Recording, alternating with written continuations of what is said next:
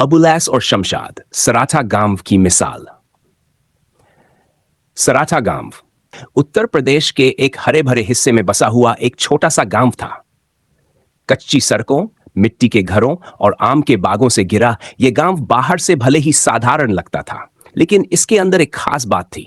यहां के लोग सच्चे, मेहनती और सपनों से भरे हुए थे।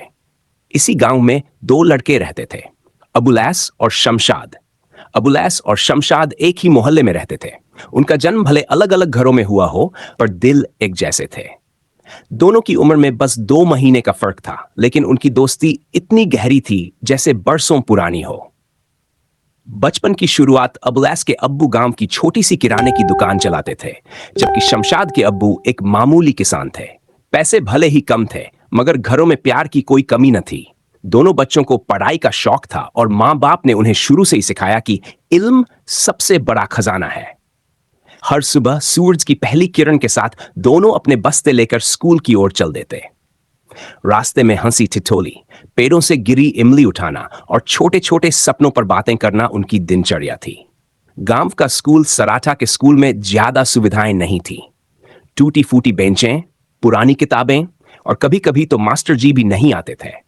लेकिन इन सब के बावजूद शमशाद और अबुलैस ने हार नहीं मानी। शमशाद को विज्ञान में गहरी दिलचस्पी थी। वह मिट्टी से मॉडल बनाता, पुराने रेडियो को खोलकर देखता कि उसमें क्या क्या होता है। वहीं अबुलैस को गणित इतना पसंद था कि वो चुटकियों में सवाल हल कर देता। जब भी किसी को कोई सवाल समझ में ना आता, बच्चे कहते, चलो शमशाद से पूछते हैं, या अबुलैस को बुलाओ, वो समझा देगा। धीरे धीरे गांव वालों को लगने लगा कि ये दोनों लड़के कुछ अलग ही किस्म के हैं। हर साल परीक्षा में टॉप करना, भाषण प्रतियोगिता जीतना और यहां तक कि ब्लॉक लेवल पर भी नाम रोशन करना, ये दोनों हर जगह चमक रहे थे।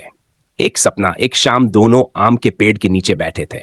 अबुलैस बोला, शमशाद, कभी कभी लगता है कि इस गांव से बाहर जाकर कुछ बड़ा करना चाहिए।